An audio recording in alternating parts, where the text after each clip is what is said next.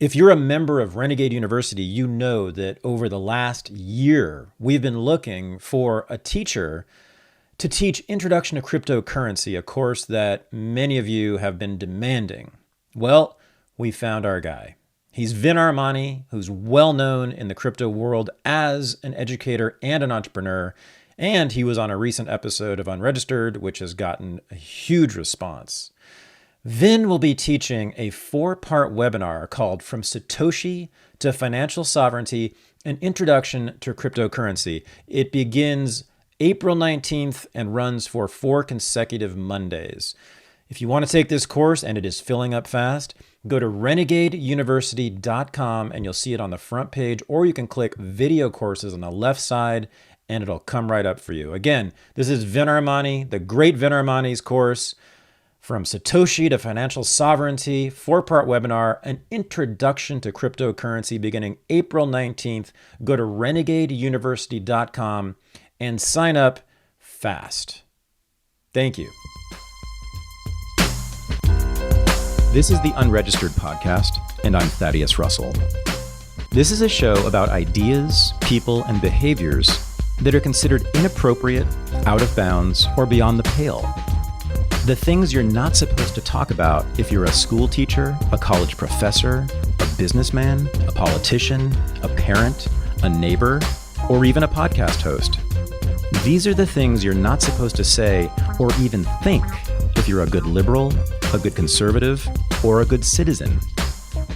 Each week, I'll interview a person who has something bad to say.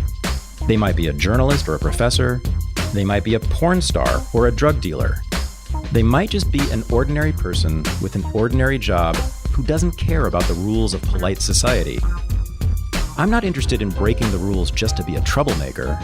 I'm interested in people who break the rules of conventional thought and to expand the scope of what is possible to say in our society. I'm interested in people who make me think. If you're looking for the smartest takes on politics, I really don't know why you would look anywhere other than to this week's guest, who's a self-described queer hippie conservative who talks about perfume. This is my interview with Jack, the Perfume Nationalist.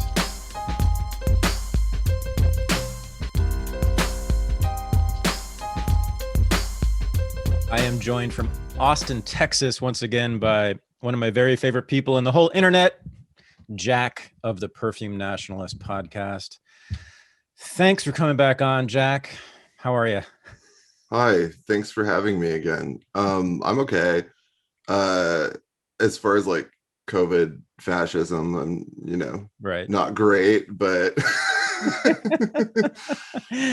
I was just on your show and a few weeks ago, and I told you at the time that, and this is the total truth, I thought about, because you planned that like months in advance, so I had it in my head that I was going to be on your show in January for months, and I have never like pre-planned, thought about, or been as anxious about any appearance on someone else's podcast ever, and I had to do more homework for it than any other as well, but I loved it. I had to watch 2 movies and think a lot, and I had to be interesting. And perfume, I had to be interesting about perfume, which was completely not in my wheelhouse. But how did I do?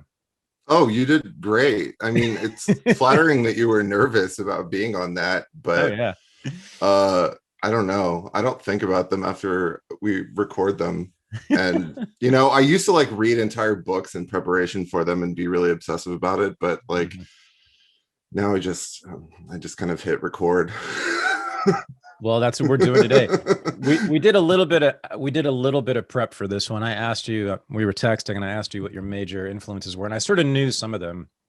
So I have a list, and we're going to get into that. I told you a long time ago, I want you to teach a course at Renegade University. I don't know what it would be titled, but I just want people to learn from you kind of the world according to Jack. Like you have a very distinctive, particular, one might say unique worldview, right? I mean, there aren't that many people. Now you've borrowed from various influences, various sources, but there really is no other Jack as far as I know. And it's a fascinating combination of ideas. So I want to do that today a little bit, give people a little introduction to the world that is your mind, which is a fascinating place. But first, let's just we got to talk about COVID fascism. We got to talk about what's going on. We got to talk about the stuff that you and I get pissed off about all the time, just politics. And then we'll get into the deeper stuff. But so you work in hospitality, they call it, and you have for a long time. And you have to wear a mask all day at work, right? Yeah, the entire time, ever since masks were normalized in, I guess, April. I've been wearing one 40 hours a week the entire time, and seeing it for what it actually is, and complaining about it online and getting the resultant kind of contrarian backlash about, like, if you have a problem with this, then it's just because you're the problem, which is just like, you're stupid and wrong. I'm sorry, if you're for this COVID stuff, you're stupid and wrong, and you're on the wrong side of history, and you're a fascist, and that's all there is to say about it. But so like any kind of news of COVID mandates being lifted, masks going away, such as the news from Greg Abbott this week, that doesn't affect people who have to actually work in public's lives, because they will always be punished with the mask in order to make rich people who have email jobs and just have to wear the mask when they go out to Whole Foods feel safe. So that's the new organization of society, is that the lower classes have to wear masks 40 hours a week, and the upper classes can do their little show of solidarity with their COVID performance. Something really funny to me that's been happening recently, like twice a week, is that women will ask me to like deliver a little gift or something to another resident, because they're too embarrassed of being seen like potentially breaking COVID protocol. But it's fine if like a man forced to wear a tie and look bad and old before his young years is made to do it. Not to complain, I mean, I have a good job, but I'm alone most of the time, but still, it's just, yeah, there's a difference. If you have to work, then you have to wear the mask. If you don't, then you live in a little fantasy land, and rich people already do, because they forget their keys all the time. They love leaving things at front desks. They're like children. So where do you work at a condo complex? Is that it? Yeah, I work at a condo. Yeah. And so you're basically work the front desk. Oh, I see. Okay. So, and it's a fairly well-to-do condo, upscale. Yeah. I mean, before that, I worked at a hotel. So yeah, I've been working with, like, this is way, way better. I'm much more appreciated at current job, so I don't want to complain too much. It's the fault of society, of the mask stuff. It's not their individual fault, but that's the way that it's going. But your career is basically serving rich people. Yeah. And this whole like podcast growth thing was to eventually maybe escape from that. Which people think is really funny and like mock me for. Really? Oh yeah, people hate, like, the whole like hate machine against me is it's so built into it that I like, I'm this like schlub that works hospitality jobs. From all the like leftists, that they care about this imaginary proletariat, it's all from them too. See, I love that. Like, you're truly working class, right? And they say you shouldn't listen to me because of how I look. Yeah, I know, you're truly working class. You work 40 hours a week helping rich people get into their condos, and these leftists claim to speak for the working class, but think you are what? Toxic, evil. I mean, what? Yeah, I mean, it's just like when you develop the kind of parasocial hate brigade that's such a part of this whole podcast thing. They're not really even talking about you. It's just a way of belonging, feeling like they belong to a certain group by like attacking this like invented like hyperbolic straw man version of you. And they can feel kind of they can get some attention online. They can feel kind of popular for saying like the right thing, having chosen the right villains, whatever. It's it's really not even about you, right? Like these, if you met these people in person, they would, first of all, they would be scared of me. Oh, yeah, because you're big, right? Yeah. No, I'm 5'3". I'm just kidding. I'm 6'4". Are you 6'4"? Yeah. I mean, that's what my driver's license says. It might be 6'3", but I always wear boots. So, it's funny. Freddie DeBoer, I don't know if you know who he is, but he's like lefty, but he's kind of a red-pilled lefty blogger, basically, who's also just gotten more hate than anybody could ever imagine in his career as a blogger over the last decade or so. But he just wrote a piece yesterday, I think, in which he talked about all these legions of people who scream at him online. When they meet him in person, they're just like, "Hi, Freddie, how are you doing?" They're so nice to him. They will not ever betray. They will not ever like suggest that they had any negative feelings about him whatsoever. It's just so phony. Oh yeah. Yeah. Everybody likes me in person, especially people who like have no idea about like any of my politics or anything, which aren't even controversial. But everybody is fine with me in person. It's just online like has a dehumanizing, gross effect, which I totally agree with. When you see someone summed up by their like sassy little tweets trying to get attention, it's a gross depiction of a person. Yeah. It's embarrassing when you see like people in your real life's online presence too. Like it's kind of shameful, but it's just how things work in the present moment, I guess. Yeah. So you're a huge, as am I, a huge critic of what's called liberalism. You call it neoliberalism, whatever the dominant liberal. I call it liberalism. Sure, whatever. I like calling it leftism to make those people mad online because they're like, we're not liberals, we're left. I'm like, no, you're just a liberal. I like using outdated terms that make people mad, like liberalism, because I mean, you know exactly what it is when you're talking about it. 2010s liberalism, that's what I call it. I don't like using the word woke anymore because that's kind of like diminishes the problem. People like know what it is now if you say woke, but it makes it sound funny when it's not funny. It's Nazism. Yeah. So you're not. I was born and raised in the heart of liberalism and leftism, really, in Berkeley. But you live in Austin, but you're not from there, right? Yeah, I'm from Austin. Oh, you were born and raised in Austin. Mm-hmm. I'm an actual Austinite. So just like me, just like a liberal college town, exactly like Berkeley. Yeah. Okay. So you've always been around these people that you are critiquing and who you kind of hate politically all the time. What is it? What do they do? But like the thing that I hate didn't exist until the 2010s. Like around regular people, it was so, yeah. Like feminism had retreated back to this like this kooky academic fringe thing that was just in the media. Right. Like 2010s liberalism didn't infect regular people or take over the discourse in the way that it currently has until like 2013. So, Austin, like I like the hippy dippy like qualities of Austin that there's a little of that. There's a kind of lazy attitude, but as it's been overstated a million times, like it's just full of Californians, especially more and more. Yeah. So what do liberals say? What do they do with you when they find out what you think? I can tell you what my mother does. She psychoanalyzes. She wants to, when she comes across, it's very rare when she comes across someone other than me whose politics aren't right. She wants to know what happened to you in your childhood to cause such a thing.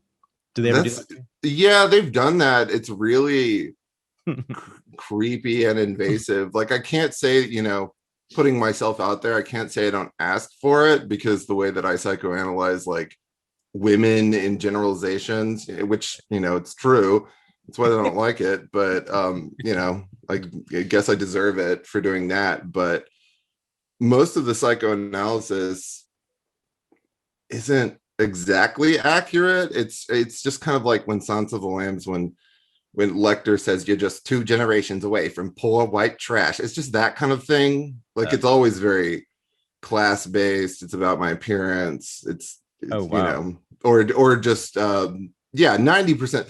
That was the thing. Okay, speaking of my idols, one of my idols is Lena Dunham. Yeah. And when you do something like this, you really, until you experience it, don't expect 95% of the dialogue about your project to be about your appearance.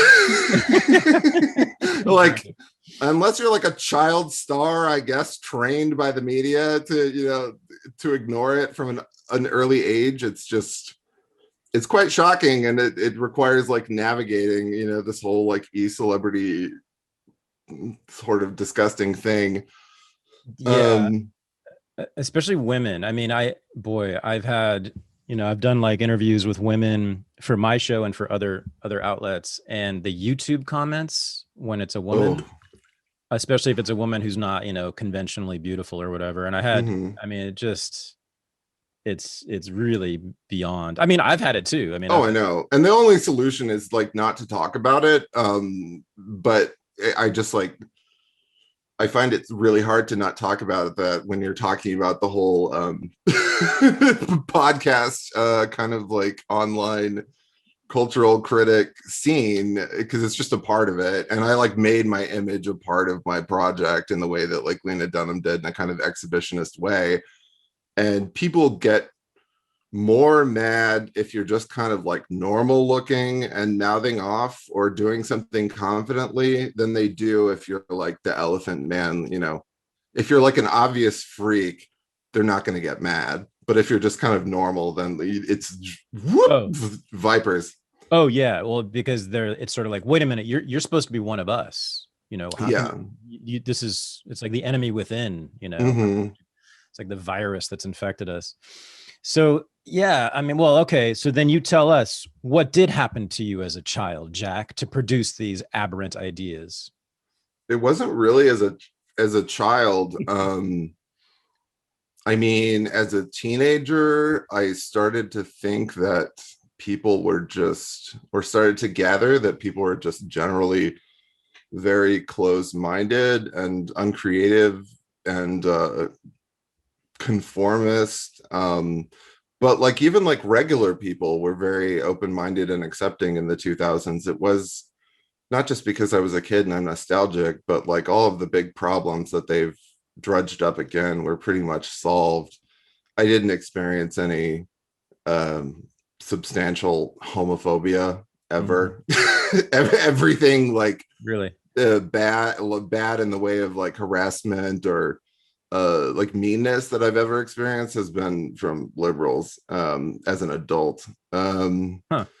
But yeah, the big turn was not in childhood, though. Like I followed the path that like most gay men follow, where you're like closer, you're sort of emerged from the female world, you're closer to your mother, more comfortable with women, Hmm. kind of understand them. Boys seem like a sort of exotic and boring until you hit puberty and it reverses and you don't want to be around girls and you want the approval from men. And every single thing that I do is for approval from straight men. I'm a total pick me.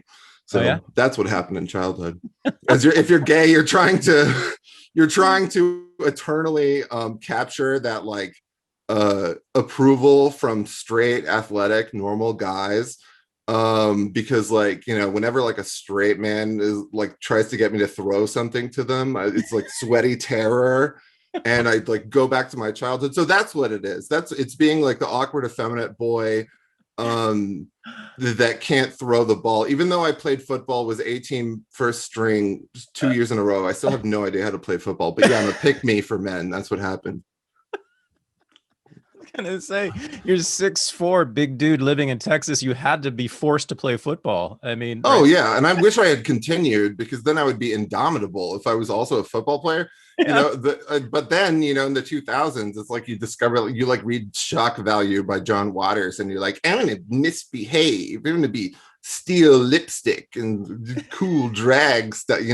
That's just what you did if you were kind of arty in the 2000s. But now I just wish I had continued playing football, and I'm actually quite nostalgic for it. But even though I do so, it's Full Metal Jacket when I put in those situations. It's really embarrassing.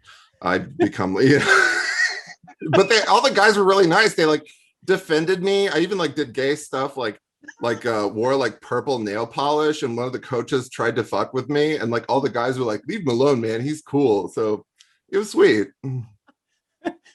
I gotta believe. Was this just because it was Austin? I mean, other parts I of mean, Texas. it's not. It wasn't Austin proper. Okay.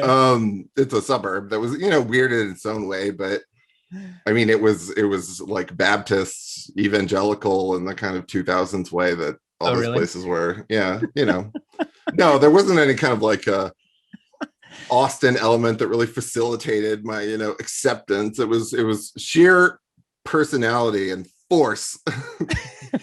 So, so you had no idea how to play football, though. Still don't. You just did No, it. I tried buying the Madden 64 video game to learn how to play football. I like sold off all my Final Fantasy games because those were gay, and bought this boring football game, and I just like couldn't. And the most I've been into football, I guess, was this year, the Super Bowl. I liked Tom Brady, and that everybody hates Tom Brady for being perfect. So that's kind of where I can get into the game, is like Tom Brady is perfect and wins at everything, and losers are mad. And he supports Trump. Yeah, and he's a Trump supporter, and he didn't wear a mask. So yeah, that's And he's hot. whatever. And like the guys have big asses, but I guess it's pads, but it looks like you have a big ass underneath that. Right. Now, do you prefer football players to baseball players? Because I thought baseball players were really like Those, I mean, I like both at a glance, but baseball is really cute, but that's like Yankee stuff. Like, Mhm. do they have baseball in Texas? I don't. Yes, they're called the Rangers. Okay. And Well, the yeah, the baseball still Astros. makes me think of that, like, kind of like Woody Allen, like going to the game, Yankee kind of inscrutable Yankee hobbies.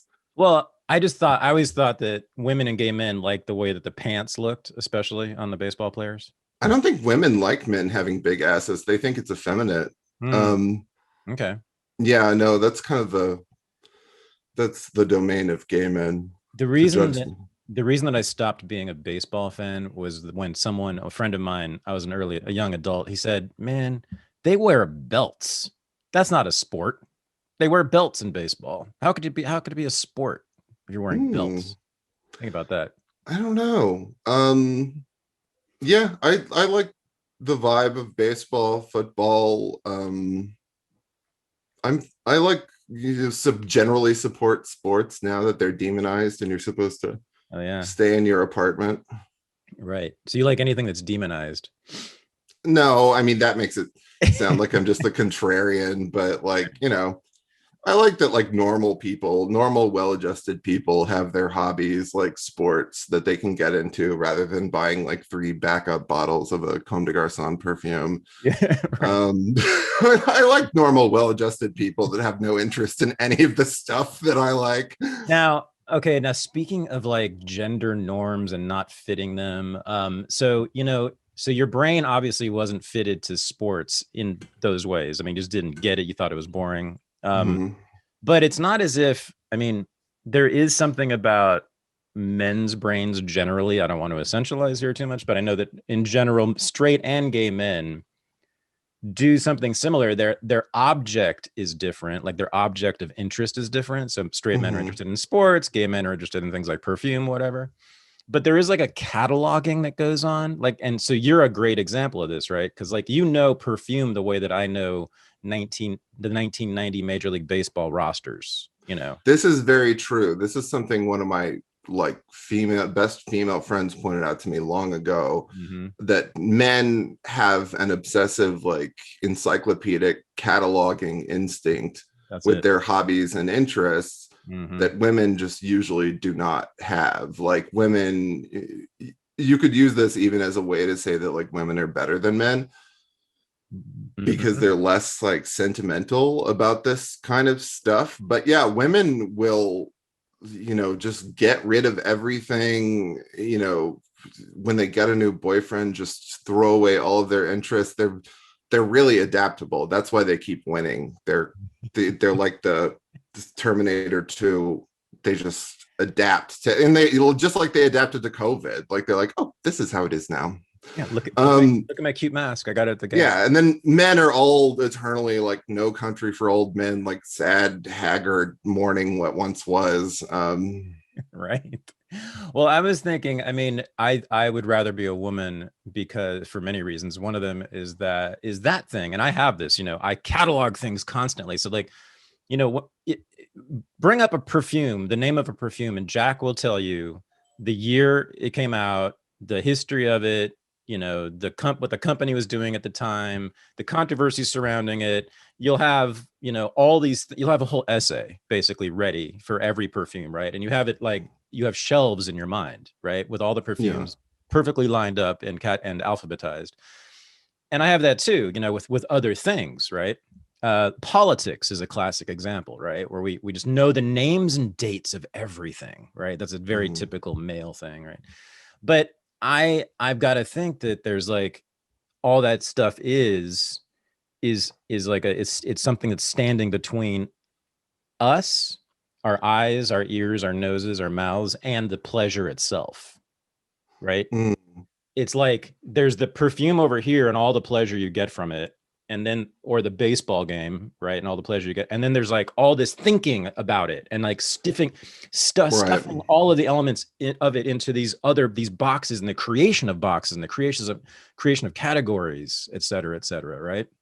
Men like being experts on things, especially like obscure subjects, and yeah, I guess it could get in the way of the pleasure, but I think the social instincts of women, which makes them adaptable, but also gets us in the current state that we're in when they're given total Caligula-like control over political and cultural discourse, that everything has to be done for social approval, conformity, social acceptance, a constantly evolving model of what that is. So that's the most furthest mutated version of this like feminine instinct that also allows them to not be nostalgic about bullshit that doesn't matter. But men just, it's, I don't know, it's something that like makes your day pass. It's I just think about perfume and like movies and stuff all day, because working is really boring, because I've never had a job. If you have a job that you really like that you can throw yourself into, like my dad has one, he loves it, he loves doing it, then it's different. But I just am a stupid like Lena Dunham millennial that just ended up in hospitality because I don't have a trust fund or whatever. And then, yeah. You know, I've said to many people over the last 4 years that this podcast has been the most satisfying and rewarding work I've ever done. And I will say that unexpectedly, it's had another consequence that has been so rewarding, I'm sort of blown away by it, which is that Unregistered listeners, this podcast, has helped build a business. So Paloma Verde CBD, as I've told you many times, had a brick and mortar store open in San Antonio, ready to go a year ago, just little more than a year ago. And of course, the shutdown kiboshed that, and they lost money and time and resources on that. And they decided to go online, but they didn't know if they could do that. They had no experience with that at all. And they came to me and they asked for me to sponsor the show. And I said, sure. And I started to get the word out, and you all started buying their products. And the thing is, you bought them because you liked them so much, you bought them again and again and again. Carlos and Vanessa are constantly telling me there are many, many repeat customers. I tried their products and I loved them, and I told you that, and you believe me, and you've been telling your friends apparently. But Unregistered listeners, Carlos and Vanessa have told me, are absolutely the basis of the success of Paloma Verde, which was hanging by a thread just a year ago because of the government. Anyway, go to palomaverdestore.com. Use the discount code RENEGADE. You get 25% off every single thing in their store. Then join their mailing list. You get another 10% off. Okay, so that's 35% off if it's your first order. They've also put together my 3 favorite Paloma Verde products into what's called the Unregistered Combo Pack, also known as the THAD Pack. That's what the cool kids call it. So that includes the gummies, which have 10 milligrams of CBD in each one. These things are so good. This is a new one, I think. No, that's right. I already got into this one. They're so good. Many different flavors. Love them. Eat them like candy. And they're soft gels. This is the medicine. 25 milligrams per soft gel. Use them every day. Fantastic stuff. My favorite thing, though, because it's so fast acting, is the tincture. Put some drops under your tongue, and for me, my anxiety and insomnia melt away. So again, go to palomaverdestore.com. Use the discount code RENEGADE. Get 25% off everything, 10% off joining the mailing list, 33% off the Unregistered Combo Pack. Help build this business and make your body feel better and make your life better. It's a win-win-win, like a lot of some things are. Thank you so much. When I heard your episode on Lena Dunham, I forget, this was several months ago, right? You did an episode where you talked about her a lot. That was like one of the early ones, but I recently went on Thought Topics and talked about Lena Dunham like last week. Oh, I heard this was on your show. I heard you talking. Oh, that was like November 2019. Yeah. Oh, really? Oh, wow. Mm-hmm. I was in the back, deep in the back catalog. But yeah, I was absolutely flabbergasted. Now, I'm totally unfair, as are most critics of Lena Dunham, in that I have never even seen a minute of Girls. I have no idea, but I just, as a public personality, as a public persona, she's like the worst of the worst, right? Oh, yeah. If you just see, I mean, I go over it so much, but part of the problem with her is that the narrative is incorrect and incomplete, because the important stuff that was happening with Tiny Furniture and Girls, that was liberals waging this morality crusade against her, against what they called hipster racism and, you know, nepotism, and they projected all of this stuff onto her. She got a lot of feverish coverage and praise, and she was of course given an HBO show at like age 23, and so the sour grapes at Jezebel, who were mad that it wasn't them, stirred up this controversy about her, where actually it was, you know, she's bad, this is bad, but that was all liberals at first, and then conservatives didn't take the bait or take any interest in her until her book came out. And they started this ridiculous, stupid little tale that she molested her sister, that I still see bandied about in the most embarrassing corners of like right-wing Twitter, you know. Right. But that's when conservatives took an interest. And her problem was that she has a natural satirical creative instinct that was squashed entirely because she exists in this New York elite celebrity art world that's constantly telling her that everything that's actually good about her is wrong. And she's totally insane now. I mean, she's like patted walls nuts now. I hope she's doing better, but like the criticism got to her, which I understand. Ooh. I didn't know that she went that far off the deep end, but I just remember her. I first found out about her when she was talking about, I think this was her, wasn't it her? Talking about cultural appropriation in the Oberlin cafeteria. Oh, well, that was way later. That was after like 6 years of relentless brainwashing from the worst people on earth, just using her as an example of all of their little stupid cultural appropriation liberal agendas, where Lena Dunham is just the most evil person who ever lived, the toxic example of whiteness. But the narrative is incorrect because people did not like her. Like right-wing people, especially conservatives, try to view her as this sort of body pause feminist liberal thing that was launched. No, Broad City is what people thought Girls was supposed to be. Broad City is stupid. But Girls was actually like off-putting pornographic experimental art. But like there was never this like big feverish fan base of like body positive Lena Dunham fans. Everybody was mad about her except seemingly me and like a few people I knew who liked her.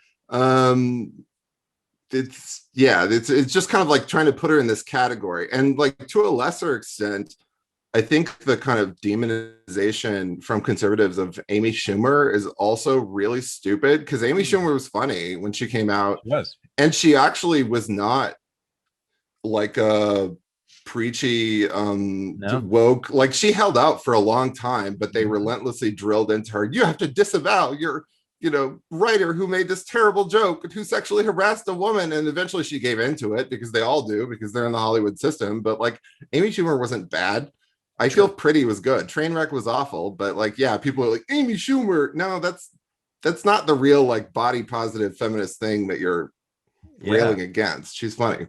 So what's the genius of Lena Dunham, though? Explain this for those of us for whom this is a totally alien concept. When Tiny Furniture and Girls came out, I just felt like nothing movie or TV wise had ever truthfully depicted the experience of my particular age group. And like when I got into Tiny Furniture and watched it and was totally surprised at how good it was, I was like 24 or something, like living with my parents in like a hipster city, kind of aimless, getting drunk all the time. um I really related to her comedic exhibitionistic nudity, like placing herself in the frame. Like Tiny Furniture looks like 2001: A Space Odyssey. It looks like spacey and incredible, and then you see her just like kind of lumbering forth in these panties in every scene. And the exhibitionistic nudity is what really got me into it. Huh. And Girls, the same thing. People are just constantly mad about it and constantly trying to say they're forcing nude Lena Dunham on us as a body positive thing. No, no one likes it except weirdos. It's a surreal element of the show. It's not like body acceptance, cringe, liberal weirdness. Like, she's trolling. It's brilliant. Okay.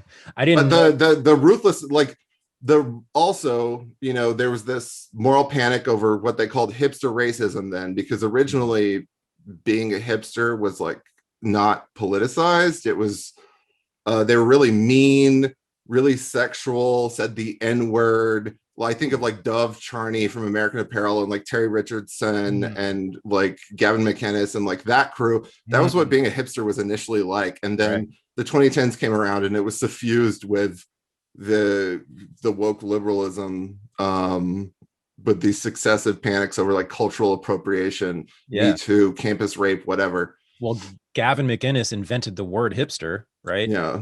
And then he gets kicked out of Vice, and then Vice becomes totally social justice-y after that. And they dragged hipsters with them, apparently. But Lena Dunham was nailed to the cross because early on, Tiny Furniture and Girls do troll about racial stuff in a way that movies simply do not now.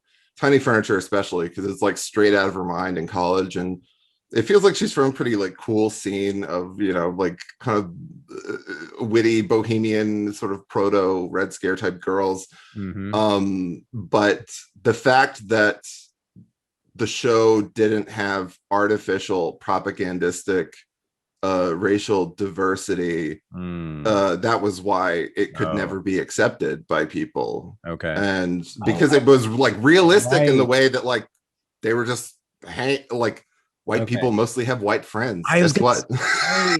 Everyone knows this.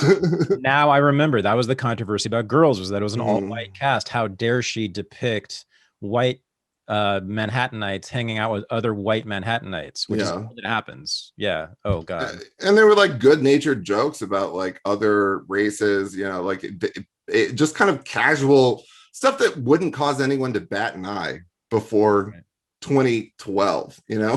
It's just like mentioning or acknowledging racial differences in any way except absolute religious self-abasement. Totally. That's what she got, you know, driven insane for. Gotcha. All right. So the 2010s, you keep going on about the 2010s, the 2010s, the 2010s. Let's I want to hear this. I mean, you've mentioned this many times to me, but I want to hear the full thing. Like what happened in the 2010s? So this is the Obama administration. Is that relevant? I mean, what else? Yeah, what are the big markers, and why then? What happened? Like, I've never thought about it that way until I heard you talk about it. I've never thought about the 2010s as being particularly distinctive in these ways, but I'd say you've half convinced me when I think about, especially, I think you're especially brilliant when you talk about the aesthetic changes in mainstream culture in the 2010s and since then. But why don't you just lay that out? Like, what happened in the 2010s? First of all, how old were you in 2010? You were. I'm 33 now, turning 34 this year. Okay, so I was 23 in 2010. Okay. Yeah. So let's see, the whole trajectory. It's actually somewhat simple. Okay. Everyone my age, including me, voted for Barack Obama in 2008 because guess what? The propaganda works. Why not? Like, it was just about having a cool black president.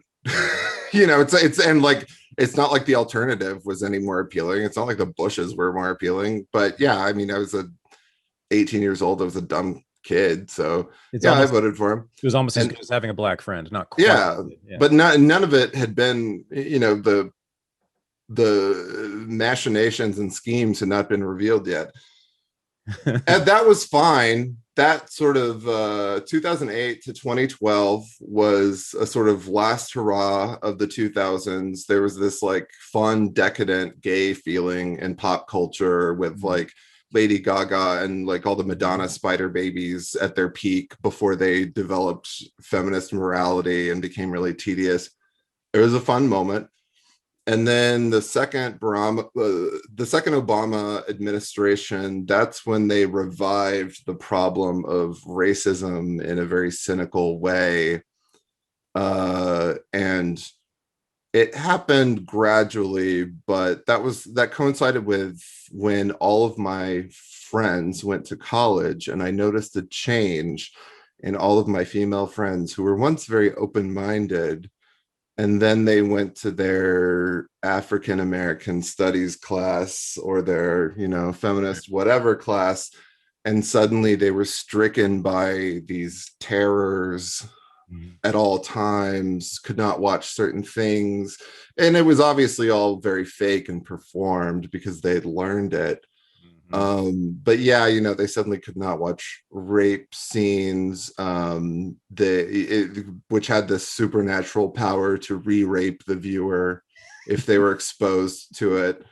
They would have these outbursts. These people I had known for years would have these unhinged outbursts when we were like drinking or something about like James Bond and David Lynch and they were just trained to see things in the feminist way. Okay, so I noticed that simultaneous. The trans ideology I first saw on Tumblr when it felt like glimpsing into some kind of horrible hardcore pornography that you're not supposed to see. Yep. Like that's popping up on the screen. But I saw these like really horrible men with like PayPal buttons on their accounts demanding that you feed them money through like a mousetrap sequence of events. Their gender identity did not allow them to go to their part-time job. And so it was up to you, the cis white person, to feed them money to get tattoos. It's not your right to question. It's always the Rube Goldberg machine. This is all the gender nonconformists. Right. There's always a Rube Goldberg mechanism of like D.W. Griffith's intolerance, like which led them to not be able to get to work that day. The car ran out of gas, but they have like a neurotic fear of like the smell of gas that's unmedicated because we don't have Medicaid for all, and we don't have universal health insurance, and so they were stuck by the side of the road. And they also they can't talk to their rich parents because they had to move to Austin or Portland or whatever to the punk house because their rich parents misgendered them once. So the rich parents meanwhile are like calling them every day trying to get a hold of them, but they're unlikable, terrible people that have made bad decisions, so they don't answer. And yeah, it's always about this like neurotic kind of like I have all of these disorders, that agoraphobia that doesn't allow me to go work the 14 hours to make my beer money this week. So it's up to you. And there's also a literal holocaust of trans women happening right now. This invented holocaust of trans women that they trotted out, which is, has now reached the mainstream, is really funny. It's my favorite part of it. That's just every day, just trans women are just being murdered right open in the streets, gore everywhere. And everyone just turns a blind eye. Nobody does anything about it. They're just hacked to pieces like South Park. So that happened, but I thought this is an obscure thing that won't go anywhere.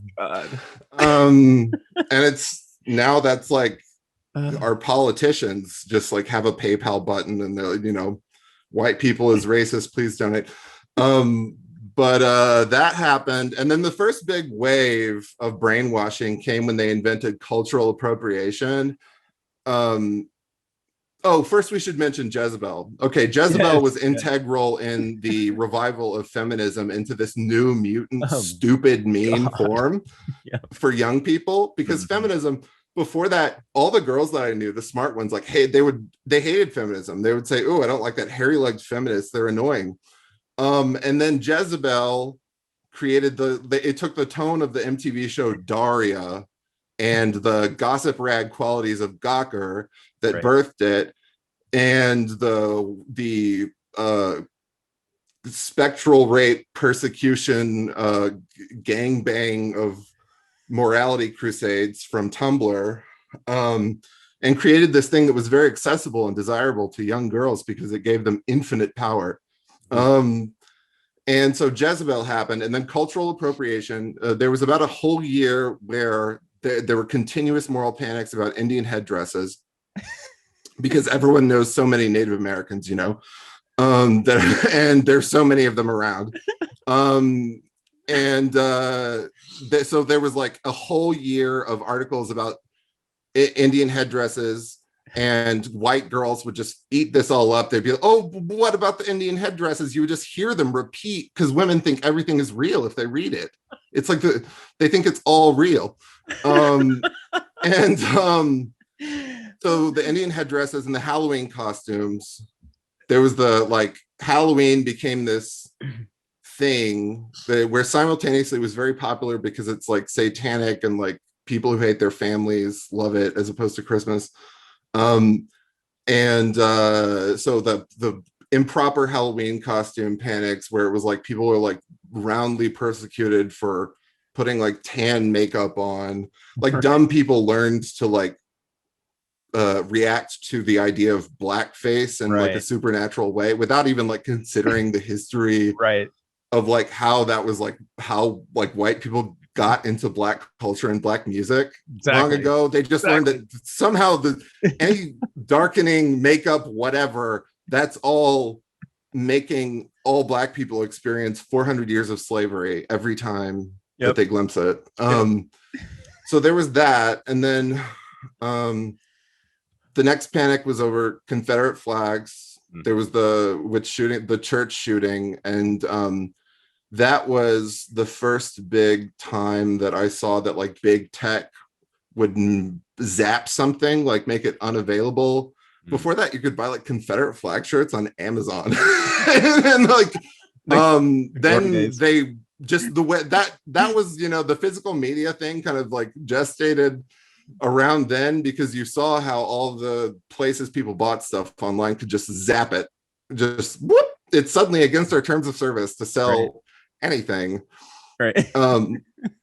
And there was that, and then there was the campus rape stuff, which turned into Me Too. The campus rape stuff was revived from the early 90s. Like there are all the Paglia essays about it, which are really great. And the Rolling Stone article that kicked it off was total like pornographic romance fiction, was proven to be lies from a crazy woman, which was obvious to me as an editor of romance novels, because it's all about how like, these chads do this satanic ceremonial rape of her. It's all this fantasy of like chads always want to rape you. That's a big part of the romance. So that was fake, but of course, liberals and journalists are never held accountable for anything that they do. It just goes away. So it didn't matter that started the campus rape thing again.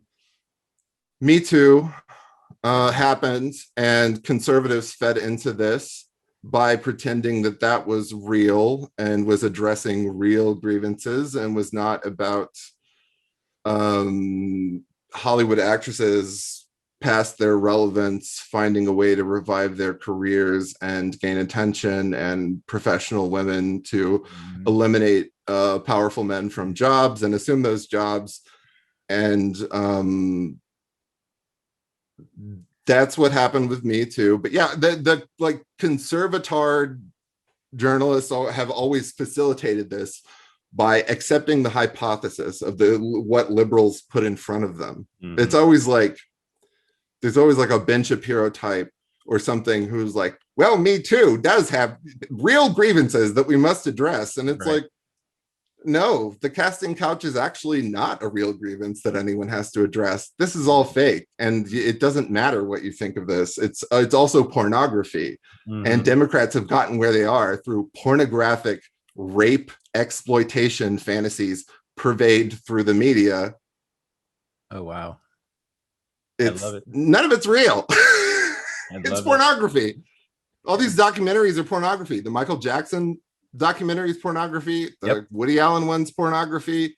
But people feel comfortable with it because it's there, you know, it's framed as a morality crusade where they can smugly be like, I, the viewer, I, the jury, you know, will have the right to adjudicate on this incident from 30 years ago that I know nothing about, that I was not a part of, and I feel very important. And I can also get my perverse kicks off, you know. Jack, if I am ever ruler of the world, I will make sure that every school child will hear that last 10 minutes as the history of the 2010s. that was magnificent. There's probably a lot more, like, oh, I'm sure. But those are the big incidents when you're tracking the rise of 2010s liberalism. Cultural appropriation was huge. Yeah. And that was before they came up with the term woke. It was everywhere. It was just a constant ridiculous panic about Indian headdresses. that people, you would go to work and the women would have these sad looks on their faces about, what about the crying Indians? Lana Del Rey wore the headdress in the music video. It's just so wrong. Nothing matters. Oh God. Do you have any theory as to why all this happened then? Because I don't. I mean, if I want to get like conspiratorial, preparing us for the COVID New World Order, I think all of that goes into creating a very stupid and religious-minded population that's easily manipulated because they're too scared to speak out. And especially the gender ideology stuff. I mean, that's at the root of all of it, making citizens too scared to state something like the reality of biological gender in public. You can do anything to people who are scared to do that. Right. Okay. A compliant population. That is also they think that they are following the orders of the experts, the authorities, people who went to the best universities, right? Because liberals in the Democratic Party, they went to the best schools, right? They went to where the truth is discovered is in universities, right? Yeah. And so if you're not part of the university culture, if you're not of that way of thinking and talking, right, then you're not going to find the truth. That makes you a Trump supporter, a Republican, a conservative, a redneck, the America of the past. You're embarrassing. You're Donald Trump. You're Jack. Yeah, I mean, and this is why you see like the most like childish garbage put out by these Twitter accounts, blue check media Twitter accounts, where they're like given these magical like 50,000 followers despite having no engagement and no fans, no nothing. Right. It's just like some 23-year-old like girl with a bad attitude with all this like New York Times, Harvard, all the accreditization. Yeah. And they just choose someone to take down, someone who's popular or doing something good, like, you know, or just someone who they can sense misbehaves, and that's their little project. It's, you know, the girls always do Lana Del Rey. You know, there's always a blue check journalist writing a piece on how Lana Del Rey is actually 100% bad and racist and horrible, right? And likes being beaten up and hates feminism, and, you know, it's just every 6 months because you can get attention that way. That's easier than coming up with something of your own to get attention on the backs of someone who's risking something. Exactly. So I asked you, as I said, by text to list your major influences, and I'll read them off here. Okay. And I also have a question about it, but it's a great list. So Camille, do you pronounce it Paglia? I never got this straight. It's Paglia. Camille Paglia, Todd Haynes, Camille Paglia, Todd Haynes, the director, Margaret Mitchell, the author of Gone with the Wind, Kathy Guyswhite, the cartoonist known for the Kathy strip comics. When you wrote that name, I was like, what the hell is this? And I looked it up and thought, oh, Kathy. That's when I was growing up. Samuel Delaney, writer known for sort of being an early queer, I guess, writer and theorist also. Madonna, we've heard of her. John Waters, the filmmaker. Mm-hmm. Those are your peoples. Now, before we get into that, and I want you to talk about all those people if we can. I'm sure you've talked about this somewhere, but I've never on your show or anywhere I've never heard you talk about drag. I talk about it a lot. What's your thinking about it? What's your relationship with it? Because your humor reminds me quite a bit of drag humor. Right? I did drag in high school. I did even like bearded drag. Yeah. You know, like I played women in plays. I played Madame Arcady in Blithe Spirit. I dressed up as Joan Crawford the last time I dressed up for Halloween, which was like sophomore year. Right. I mean, then drag was really exciting. Yeah. And I got through it mostly through John Waters. Like if you're a certain type of 15-year-old, you read John Waters' Shock Value, and then you feel like you have the whole world figured out. And it's like, I've occasionally gotten mad at that book because it is one very lucky boomer's account of how he did everything. But, you know, John Waters could only exist at a particular time and not have to answer for any of it. But yeah, I did drag. I did, you know, my proudest artistic achievement was an all-male production of Little Women in like 2008, where I played Amy. Awesome. We all had beards. We played Yoko Ono as like the background music. Yeah, I was doing drag, and I love RuPaul. Drag Race in its early years was a very different show. Yes. Before a generation passed and woke liberalism ruined it and infected it with ideology. But I mean, it was hilarious. People don't understand. Drag Race was, when it started out, was a satire of America's Next Top Model and Project Runway. Yeah. And you know, Tyra Banks depicting herself as a god, an all-knowing god. Yeah. It was really, really clever, and it was really, really un-PC, and like people had not been acclimated to like drag in the way they are now to that point. It was exciting. I might have mentioned to you that I know the guys who make it. And they optioned my book. They were going to do something with my book, which is really great. But they're amazing guys. They're so cool. But like, the people don't understand, like the original 2 or 3 seasons of Drag Race are, to me, some of the most brilliant television I've ever seen. Period. Like, oh yeah, top I mean 10. that Sharon Needles season. There's a reason that they all are still imitating Sharon Needles, doing lame imitations of Sharon Needles. There's a whole show, you know, Dragula, that's just Sharon Needles imitators. And RuPaul, I mean, himself is, I think, one of the greatest. I mean, he's one of the last like John Waters types out there, right? He's like, RuPaul is brilliant, and you know that privately he's very smart. But like John Waters, he's finally achieved the comfort and recognition and money that he always wanted, and he's not going to jeopardize that by commenting on what's occurred for the last 5 years. So, you know, which I totally get. Well, yeah, but I wouldn't say he's sold out completely. I mean, he's not fighting strongly, but when the whole anti-tranny thing happened, remember that? But that was like, you know, that might as well have been a million years ago at this point, because that was before Trump. There were lots of liberal celebrities who were saying political correctness has gone too far. I mean, people forget that Joyce Carol Oates used to be a Twitter troll that was like hated by millennial liberals because she would always point out that political correctness has gone too far. And then Trump happened, and all of those people jumped right back in the closet, and there was suddenly no end to how far political correctness could and should go. But RuPaul was one of those in the early controversy over the she-male, you've got a she-male stuff. Yeah, he like that fight spoke truth to power about that. But, you know, that fight, which I'm going to say was around 2010, 2011. Does that sound right? When Dan Savage got in trouble? Like 2014 or that late? It was later than that. Was it? Because they were saying she-male until Well, for a while. the big thing that happened was Dan Savage of all people went and gave a talk at some college and used the term tranny, like Dan Savage, and got in like all this trouble. He's Mr. Homophobic. Dan Savage is homophobic, of course. Yeah.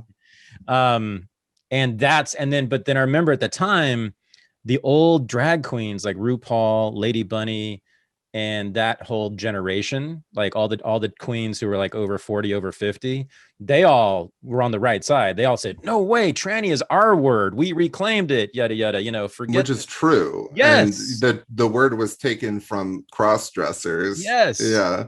And the whole drag ethos, aesthetic, humor, world, culture, it's its own thing. I mean, they were really defending it against this new wave of what you might call neoliberal political correctness, right?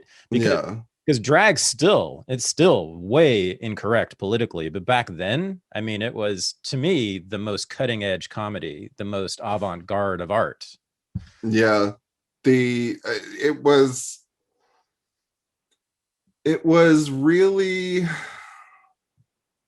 dispiriting to see that go down. But since then, so much has happened. The entire history of gay rights has been taken from gay men. Like, gay men are so hated right now. There's this reflect, like we're as hated as just regular cis white straight men.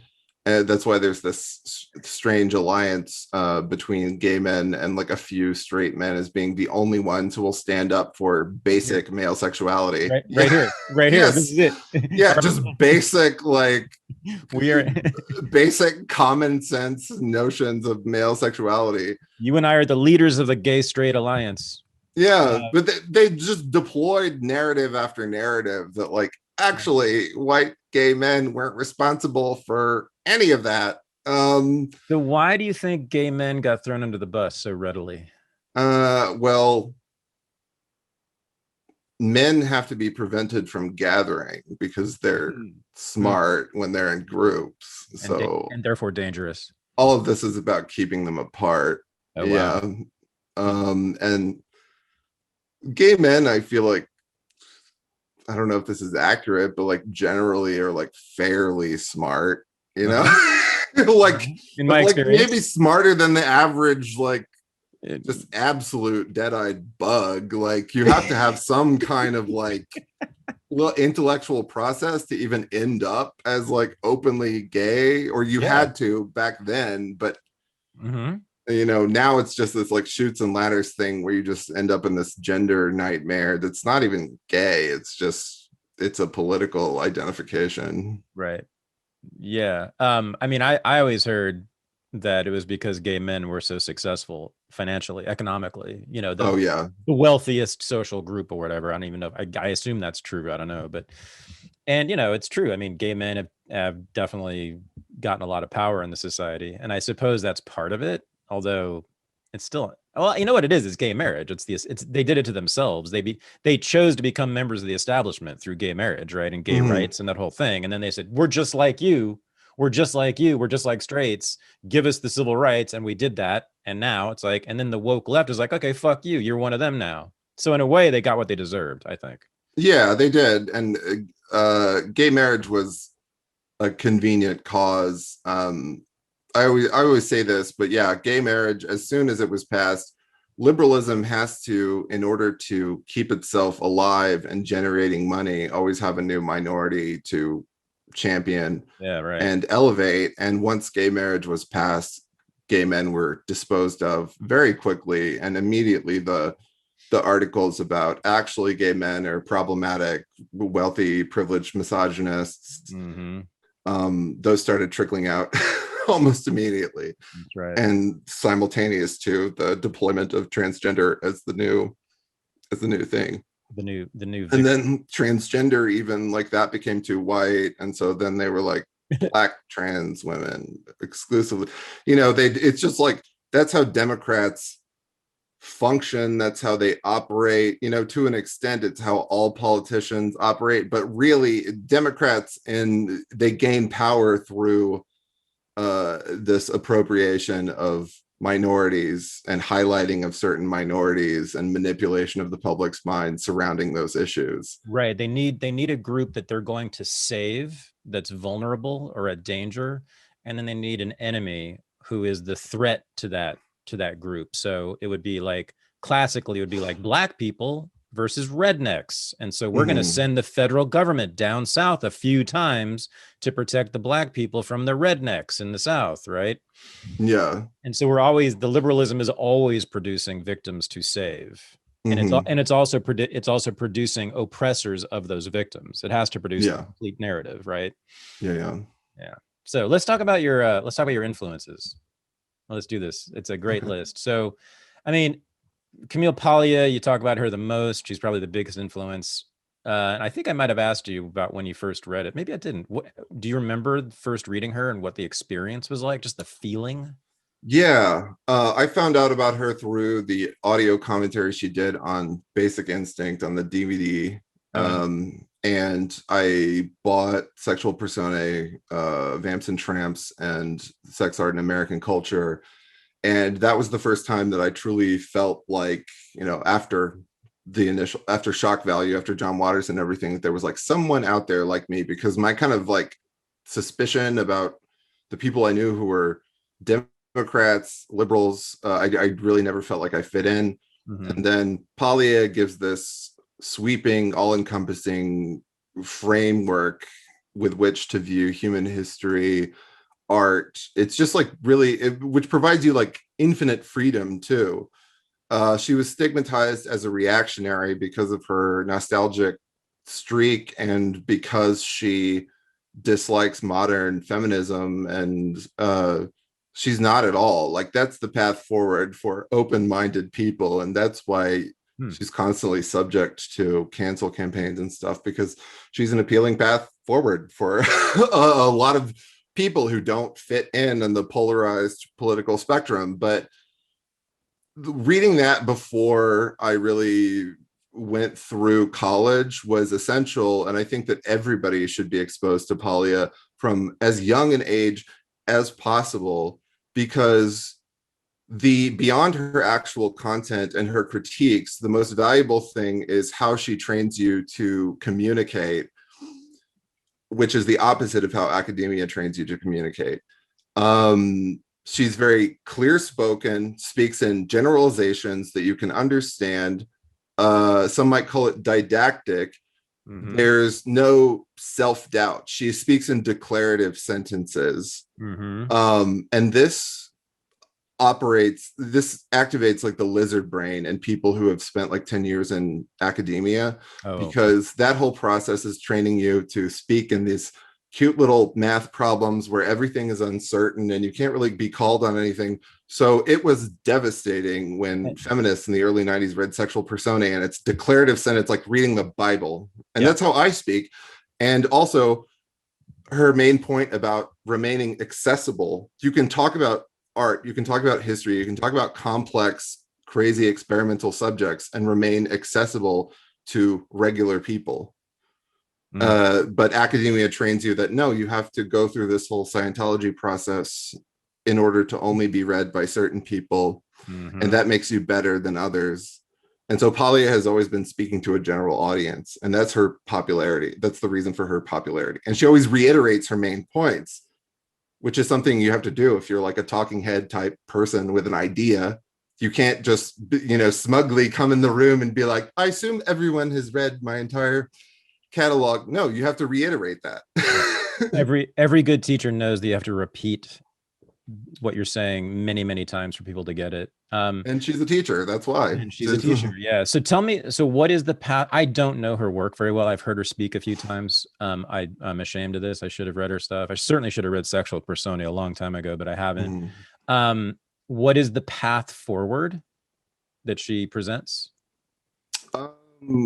It's a combination of open-minded appreciation of art and a respect for tradition and a kind of common sense morality, and basically not being swept up by puritanical forces that try to keep you from expanding your mind. She's a very psychedelic 60s thinker that's all about just consuming as many different subjects as possible, as much art as possible. But her main thesis, when she started writing Sexual Personae in the late 60s, and her thesis then was that sadomasochism and gender aberrance, transgender ideology are aspects of dying civilization at the end of its lifespan. And she said that 40 years ago, and she's been proven right every step of the way, because COVID is all a sadomasochistic ritual. Society is so antiseptic and anti-sexual on all ends that it's like all sexuality is sublimated in online morality crusades and COVID S&M performances. Anna Kachian calls the masking, she calls it white Sharia. Yeah, it's not even as romantic as Sharia. It's like so much lamer. Yeah, exactly. So Paglia, so how is she not reactionary? Okay, she is reactionary in the way that she is always observing how culture used to be better, like movies specifically, art used to be better, like that. You're seen as a reactionary if you fashion talk frankly about how the quality of things has decreased. Right. But she's not reactionary because that kind of open-mindedness and a genuine like libertarian freedom is nowhere right now. Everyone, like the sort of traditional right, is really embarrassing and cringe and doesn't speak to anyone's current life or reality. This idea that you can just kind of ape the 1950s, that like 20-year-old men can just buy a house and find a virginal woman, and it's ridiculous. Like, no, that's no one's experience now. Right. Paglia, she is not reactionary because of the emphasis she places on the individual, like on individual judgment, individual thought. Like feminists are always trying to, and liberals are always trying to place blame on societal structures, and create this utopia where you're not responsible for your own actions, like because nothing is ever allowed to happen to you. So yeah, it's just like it reads Sexual Personae and it's not reactionary. let me propose. I have not, as I said, I don't know her work, but I'm, from what you're saying, what I've heard from her, let me ask you this. It sounds to me like, at least on one level, maybe she doesn't say this explicitly, but she is critiquing egalitarianism, which to me, and I bet it is to her, and I bet it is to you, is necessarily puritanical, right? Because to make everyone equal is not just making everyone equal, it's also making everyone the same. Yeah. At least to some major extent. Right? Yeah. Voicing any kind of like hierarchy of quality, yes, is anti-liberal, anti-egalitarian. That's right. Right. Because everyone's yes. So dressing up like, dressing up like a drag queen or dressing up like a femme fatale, or, that's not good because that's setting you apart and above, other people. And so that must be squashed. We must all wear beige, right? I'm kind of moving, not even beige, it's gray or whatever. Yeah, it's something neutral you don't notice, right? Same with houses. Everything is just gray now. And if you're a billionaire, right, you don't show your house, and you also, the colors of the house will be what? Black, white, and gray and beige nowadays. That's the dominant palette, right, for houses. But yeah, I mean, I would imagine that it sounds to me like she's really, that's sort of the thing that she's critiquing underneath all of this, is this egalitarian push to make people not just equal under the law, which is fine, right, but to make them the same, to assimilate everyone into the dominant culture, the dominant sort of formal, boring, bourgeois, white, middle class, puritanical culture of America, right? Does that make sense? Yeah, totally. And Yeah. Paglia, she's also a Democrat, but like if Huh. Democrats actually stood for what they claim to stand for, like Okay. she actually does stand up for regular working class people and constantly draws attention in a way that no Harvard feminist does to how working class men allow the infrastructure of our lavish lifestyles in society where we can all sit online all day, indulging in our narcissistic rape fantasies. That's just working class men who wordlessly and thanklessly maintain all of that. And they don't get any credit. She's always given them credit. And honestly, it's something people don't think about. Like Yeah. you think, oh, that's everyone knows that. Everyone knows that it's constantly just like, kind of faceless, tired looking working class men in Wranglers repairing the power lines and the power grid. Yeah. Who People don't, I didn't think about it before Paglia. who laid the cable for your internet? Who laid the cable for the internet in your house that you're sitting in? Like it's hopeless with the ice storm in Texas a couple of weeks ago. Yeah. It's like you can't do anything once your phone runs out of battery and you have no running water. We're all useless. Who makes this possible? What we're doing right now? It's a bunch of dudes in Wranglers, and Carhartt maybe. Okay. So Paglia, that's interesting. Now, I listed I left him out. This must have been some Freudian omission here, but your list of influences includes the Marquis de Sade. Oh yeah, I love Sade. Yeah. Tell us about Sade. I mean, no one really reads him anymore, I don't think. No, we all know, we've all heard the name, and we all think he's about sadism, which he really isn't. No, it's far worse than that. Yeah, it's so much worse than any idea anyone has of what he's actually about. I first read Sade. I read the 120 Days of Sodom when I was 14, and I would read the most grim, horrible passages aloud, like to like my goth friends in science class and stuff.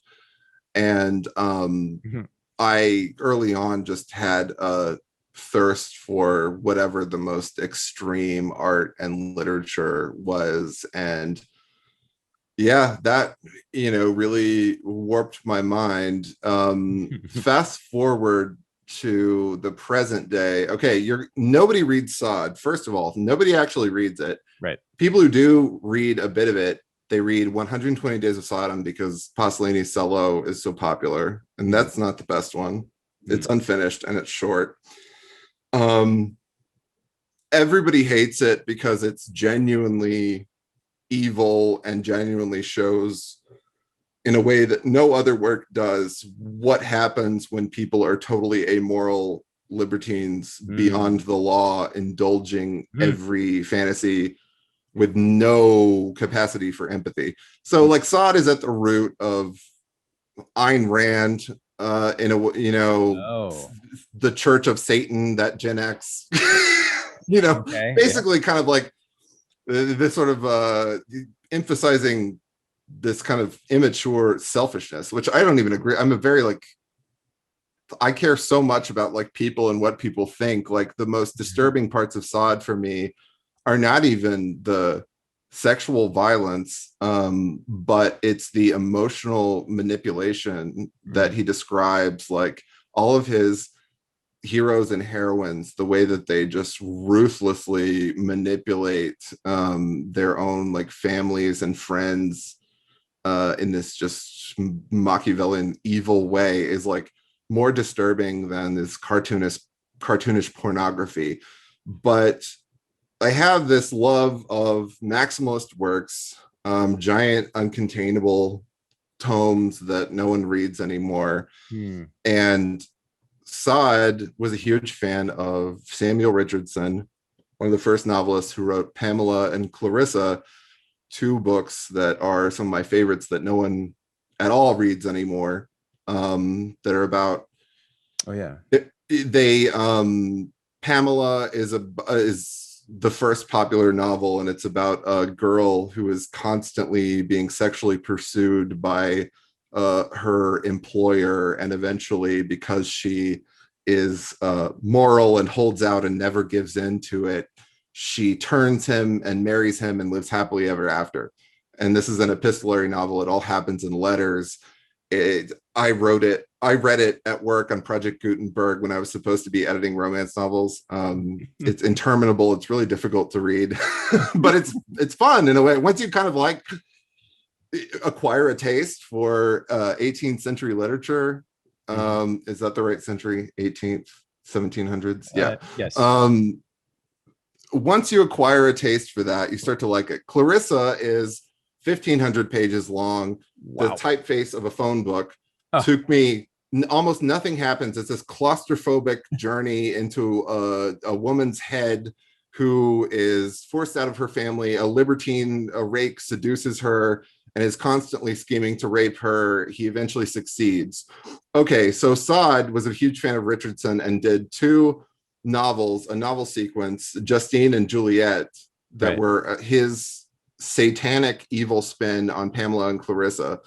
Justine is short, and it's about the good sister who, like Pamela, is doing the morally correct thing, and she meets misfortune at every turn because she has this religious conviction, and she's just relentlessly put in dungeons, basements, tortured by people, dies at the end. And then her sister, Juliet, which is this, again, 1,500 page massive novel, is the evil one, who is like the Sadian heroine, who does everything out of total self-interest and like rises up in the world, is rewarded at every turn for being evil.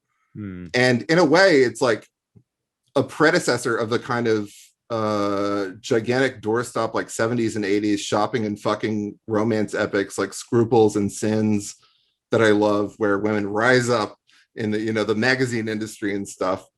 But Juliet, like, it just changes you, spending that much time in this criminally insane head. And I think, I'm a Christian, but I feel like evil art often reinforces your own moral center. Most people on the right do not like this, do not like anything like Sade, or there's a movie that I'm obsessed with called Melancholy der Engel, stuff that's really beyond the pale in terms of morality and what it's saying about human existence. But Sade just makes you think in a way, and it requires a certain commitment. And there's the didactic camp elements, like the declarative sentences, like that's a big influence on Paglia. Like sexual personae is much like Juliet. And it's direct. There's none of the passive aggressiveness that you get in a lot of feminist writing or a lot of liberal writing generally. It's direct. And, the way people think about Sade, you read any kind of like review online of any of these books, no one likes them. And then last year, Aileen and Valcour, one of his untranslated novels, came out in an English translation for the first time. And there was this, maybe it was a New York Times like article about how no one needs to read Sade in the age of Jeffrey Epstein. And it was really like prissy and, like it could have been from 1952. But like Sade was such a huge mind expanding influence in the 60s. He was so popular because of those Grove Press paperback editions of these books. And he was a huge part of the sexual revolution. And you see this through so many experimental art filmmakers and writers of that time. And he's just nowhere, very unfashionable. So summarize Sade, like the major argument that he's making, the overarching argument. Like what is he saying that was especially attractive to counterculture people in the 60s? That you can liberate that you don't need to answer to anyone, that you should not answer to any form of sexual morality. Okay.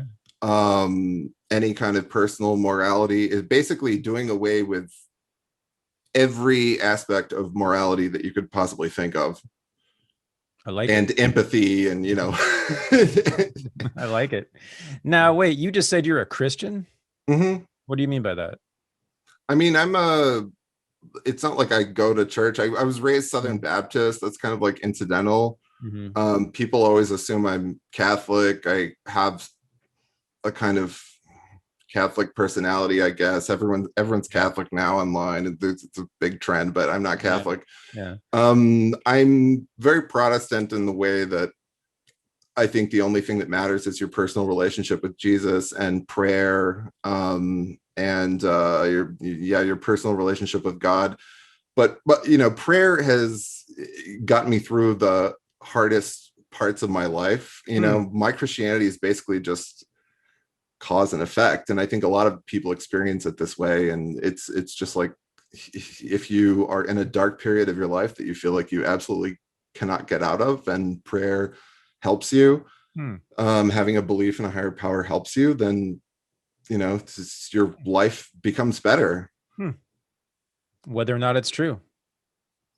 Yeah, I mean, you can doubt all you want. Like, I believe it's true, but it's just like, why? Doesn't matter. It's like taking a pill, and suddenly the world looks brighter, everything goes better for me.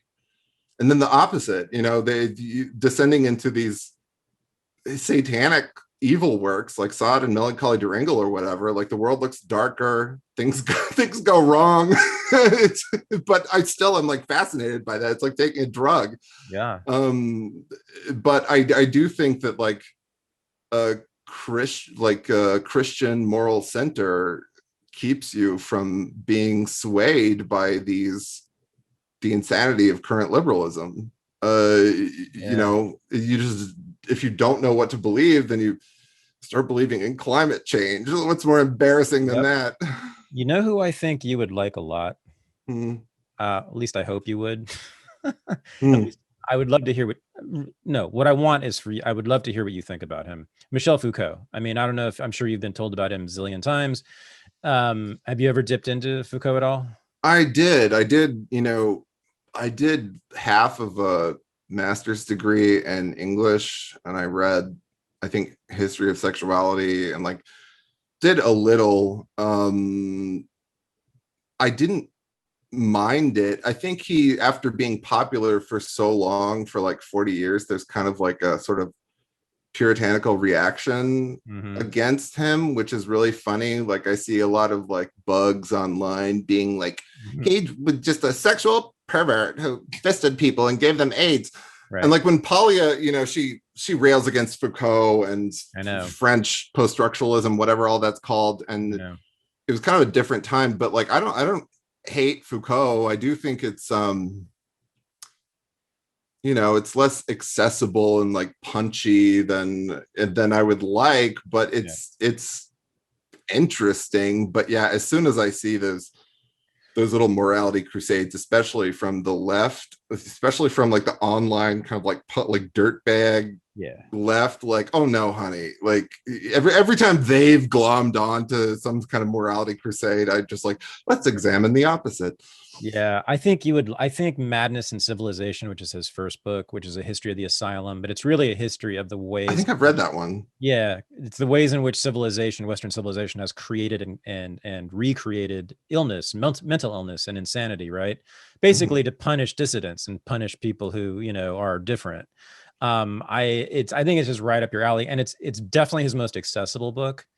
But I think it's a lot of what you say and think, I think, is very consistent with Foucault, especially in that book. I'd love to hear you talk about it sometime. But so my problem with what I remember of Foucault was that people latch onto this idea that he purveys, that like before the Victorian age, or the 20th century, maybe, there was like no sexual morality, no sexual framework. This is all entirely invented. Before this was this, like, utopia of like having butt sex in the hay, and no one said anything. Yeah, I just don't buy it. It's not true.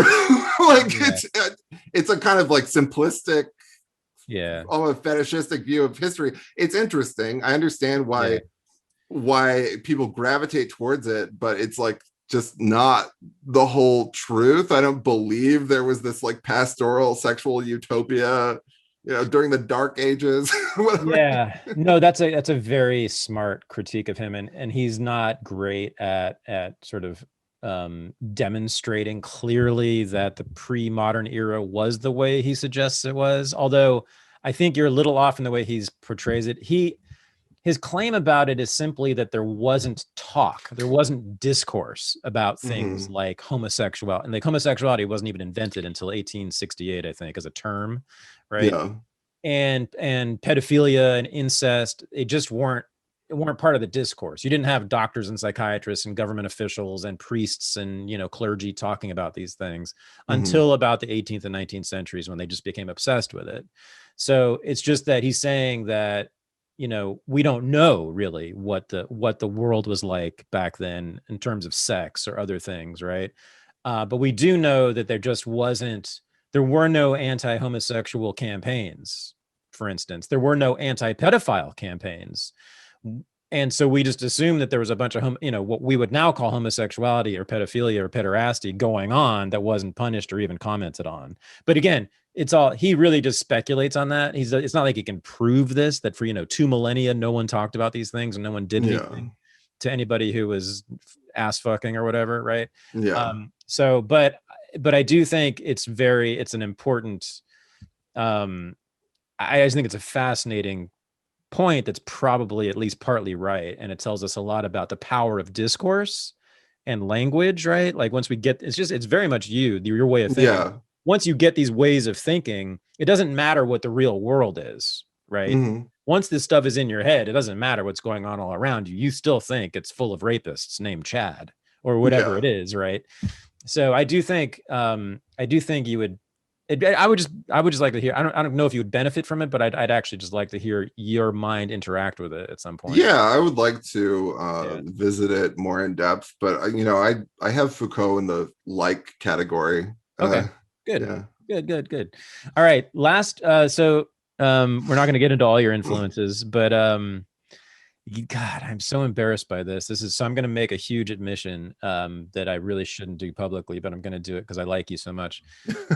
So one of your major influences you list as Margaret Mitchell, the author of Gone with the Wind. Everybody's heard of it. Became, of course, the most famous movie in American history. And it became even more infamous lately because Donald Trump, what was it, last year, 2 years ago, talked about how he wishes the Academy Awards used to give out the best picture to films like Gone with the Wind instead of Korean movies, non-American movies. Yeah, that was one of his best moments. I was like, we used to have great movies. Sunset Boulevard, Gone with the Wind. And he's like, that was...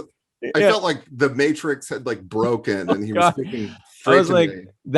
I think that was the most politically incorrect thing he's ever said, which is saying something, right? He was like, Korean movie, what's wrong with Gone with the Wind? I'm like, dude, do you not know what people think of Gone with the Wind? Like they consider it to be the same, exact same as, saying. But they don't actually think that when they watch it. That's the thing. It's like, all the liberal, all the bugs, they're acting on, a little facile network of what they perceive they're supposed to think online, but people. Let me, I want you to do what you're about to do here, but let me make my horrible admission. Guess what? I have never seen it. I've never read or seen Gone with the Wind. Oh, it's pathetic. I mean, it's the most popular movie and the most popular book ever written for a reason. I got to do it. So do it. Tell us about Gone with the Wind and why you think it's so great and why you love it and why everyone's wrong about it. The movie is the highest achievement of filmmaking. 1939 is thought of as the best year for movies ever, the real golden age. It was bigger, brighter, funnier, smarter, more epic than anything that had come before or came after. All of the pieces came into place in this really chaotic assembly line production with like 3 different directors. You would never know what a disaster the production of it was from how smooth and perfect the final product is. Of course, it has been unpopular with certain types of people for a long time because they dismissively call it a soap opera. This is something that like straight men often do when they don't like dealing with woman stuff. They call it the soap opera, which is saying nothing. Like they say this about like television shows they don't like now, like it's just a soap opera. No, it's all a soap opera. That just indicates that you think it's girl stuff. And Exactly. the book is thought of completely incorrectly because it's this smart flapper liberated woman 30s acid tongued satire. And it's these like liberals and everything try to make it just this apologia for slavery. That's not what you get at all. It's like it's more like Dorothy Parker. Like Margaret Mitchell was she was a flapper. She's like a D.H. Lawrence character. She's like Gudrun or Ursula, but she's Southern, so people don't, they think you cannot possibly have any contributions to culture if you're Southern.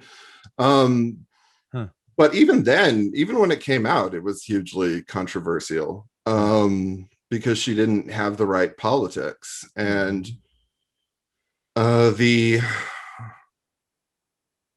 my initial surprise with it when I finally read it was just how funny and brilliantly conceived every single line was. And just venomous satire of women, of the nature of women. Every line is hilarious. It's the epic scope of it. The way that she combines this 30s flapper satire with a Civil War historical epic is truly impressive. And Scarlett O'Hara is such a modern character, both in the movie as acted by Vivien Leigh and in the book, in this way that like almost no one, like depictions of women from like 20 years ago feel dated in a way that Scarlett O'Hara doesn't, because it's just so ruthless about her character that she's such a scheming and conniving and awful person, but she succeeds. That's why she succeeds in Reconstruction, in the Reconstruction South, because she is ruthless. And it's a story of women entering the workplace before they really entered the workplace. It's all of these things. It has the best ending of all time, of course. The fact that this woman gets her comeuppance, and she finally, Rhett Butler leaves her in the end after she has ruined her reputation, alienated everyone who loves her throughout the entire thing, been totally greedy, done anything for money. She's a Sadian hero, essentially. Right. Yeah, and the characterizations are complex and wonderful, but like people don't like it because they recognize a ring of truth to the whole thing. And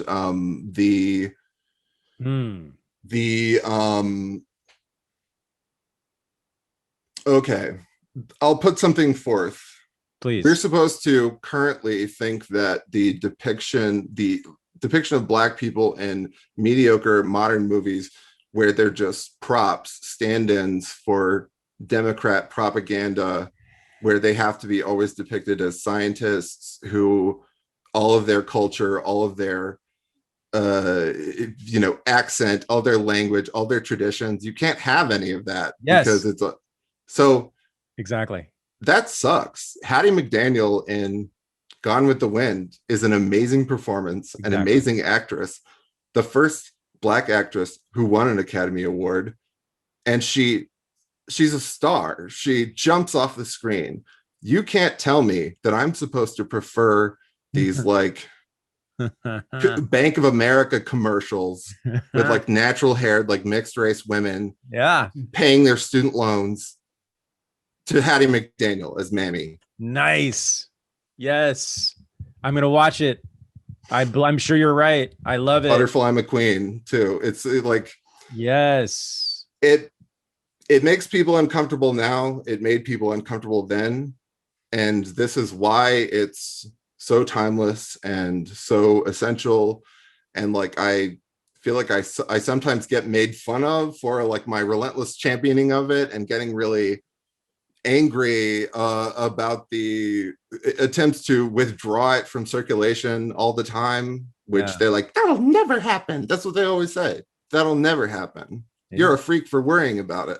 Maybe we should do it. No, they do it. They do it. It happens every day. Like things get zapped off of streaming, you know, and they make it against terms of service to sell them on Amazon and eBay. And then guess what? If you want it, you'll have to pay $200, some black market. I love it. Maybe we should, God, maybe we should teach like a course where we just watch Gone with the Wind and give critiques of it. Oh my God. That would be amazing. I mean, yeah. Oh God. Yeah. I mean, you can talk about everything in the context of Gone with the Wind. Yeah. Yeah. And everyone agrees it's, you know, one of the most important facet aspects of American culture ever. So it's not an unimportant text as a movie or a book. I would love to do that and just have everybody come and participate and have you give your critique and we could all watch it and have our own critiques. That'd be amazing. Yeah, for sure. But you and I, we've got to sit down and figure out a Jack course. I want to do a course where you bring all this together, kind of like you're doing now, but in a much more fleshed out way. And also we didn't even get to like Samuel Delany, Madonna. We talked a little bit about Waters, Todd Haynes, other people. But yeah, pull it all together. And also you also call yourself queer and hippie in your influences, you know, so like how that all gets brought, and there's a very, very heavy dose of conservatism in you too, right? And how that all gets brought together is just, I love it. And it's also hilarious and entertaining. As was this conversation, Jack. Thank you. We're done for now, but I'm not done with you. Thanks for coming back on. Oh, thank you for having me. It's always a pleasure. It's so much fun talking to you. You really, I don't think I've ever laughed this hard. No, I have not in an unregistered episode. And I've interviewed comedians, many of them. So. I'm glad you like it. Thank you so much, man. Okay. We'll be in touch soon, Jack. Have a great day. You too. Okay. Bye-bye. This is the Unregistered Podcast, and I'm Thaddeus Russell. To join the new Renegade University, go to renegadeuniversity.com. To join the new Unregistered Underground, the supporting listeners group for the podcast, go to unregisteredunderground.com. Thanks for listening.